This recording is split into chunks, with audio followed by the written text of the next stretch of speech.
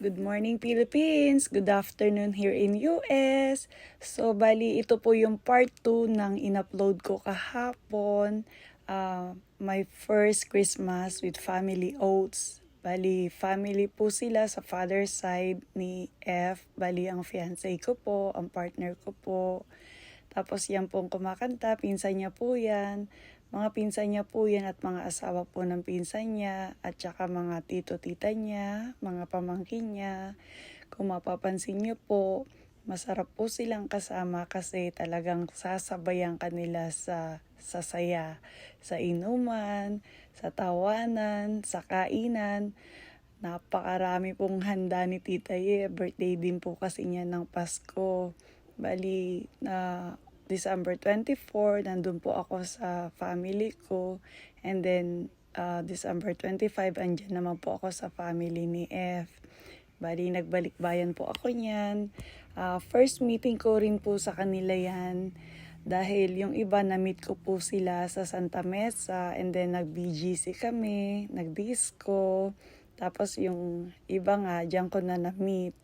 Bali, parang katulad din po sila ng family namin. Masaya, magulo, maraming katuwaan, maraming kasiyahan. Talagang ikaw ang susuko sa inuman at saka sa dami ng pagkain. Napakasaya ko po at napakaswerte kasi napakabait po nilang lahat sa akin. At saka kahit po yung mga nasa ibang bansa na family nila, nakikipag-communicate po sila sa akin, kinakamusta po nila ako. Bali, nandyan po yung mga kapatid ni tatay at saka mga apo niya. Bali, yan po, mga pinsan po yan ni F, mga magagandang pinsan niya, mga nagwawapuhang mga pinsan niya. Tapos, ayan nga po, bali, nagpapabili ako ng mga makukutkot kasi po, namimiss ko rin yung mga pagkain sa Pinas. At saka, inabot din po kami ng gabi niyan dahil talagang want to sawa ka sa saya. Talagang walang patid ang saya namin dyan. Yan po si Tito Cesar, kapatid po yan ni Tatay F. Napakabait niya po. Sipin niyo po, talagang kumuha pa siya ng mga fresh na buko sa puno para po ihain sa amin. Nang mabanggit kong gustong gusto ko ng buko kasi nga po malaki yung lupain nila dyan. Bali lahat po sila may kanya-kanyang properties dyan.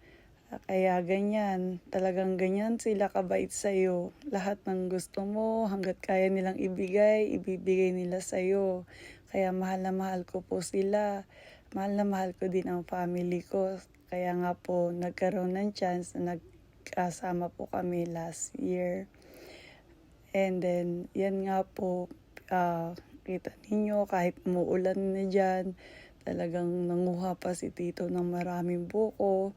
So, paano po, marami pong salamat sa panonood.